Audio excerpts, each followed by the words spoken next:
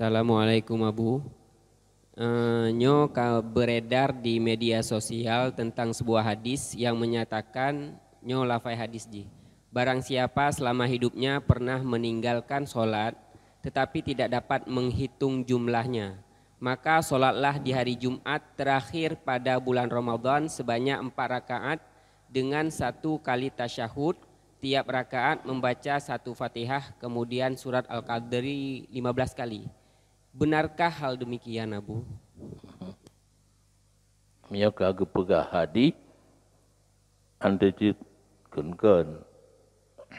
Tetapi yang masyhur pendapat mayoritas ulama getanya na tinggai semayang hanata tudum lele wajib qada dumnale kira-kira timoh dan kan yakin lam ati kalebih nyan global ile dah pegah ketira urang dan mandum lagi nyan dah pegah ketira urang gedanya menjelang balik kan semayang mentang sampai balik beonyan yo golong balik kitanya hana dosa karena tanggung jawab berungsi kurang kontrol dosa gaknyan sah tak semayang kitanya golong balik fala kegaknyan ka balik ata yo golong balik benar karena kata jaba TPA kata tengah surah kitanya hana tu umulum hana desa ada hana tak semayang nyan ni tama ini yo ya kan di merembes tinggal semayang yo karap balik sampai balik. Olehnya kata jak ber lagi lun mumpu belah lun ka kena leh ka balik oleh tenyan leh golong. Truk kena baru ideng. Nyan dari belah tahun umur likut pu leh belah balik pu 12 balik kan hana tahu pasti le menyoleh belah kena belah berarti situn. Menyo 12 hari ke 2 tahun. Yang kazalah semayang 2 tahun laju.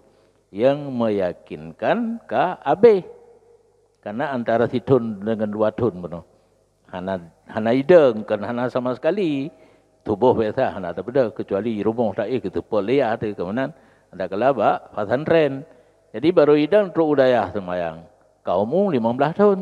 Berarti menyatakan kedi bat 12 balik letun payah kata menyedua tahun hantai han meyakinkannya yang ketulis dalam kitab semayang tinggai wajib kata menyohana mudumle kira-kira yang berlebih dan lagi cara kira sahaja ke semayang lagi gepegah na lam hadi perlu ditinjau kembali hai timbau boleh tanya.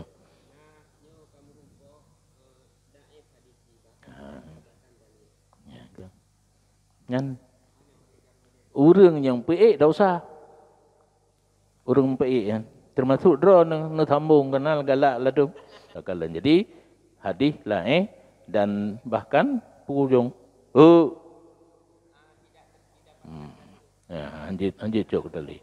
Yang kebetul ya tata pegasannya kata kira-kira berlebih. Lagi urang bayu hutang hanam duli kan boleh bayar je ya urang yu kata semayang Jumaat akhir Ramadan benar kan nyan karena kecaman yang berat Ibnu Hajar ya haram puput kata semayang lagi pun bunuh ba Jumaat akhir Ramadan kampu ayat baca ujung kufur na'udzubillah min baik kembangkan. Kalau yang menyuka pulang ke melalui share internet. Alhamdulillah mentang urang galom ge cok laju ge amal laju mentang getim temanya. Alhamdulillah.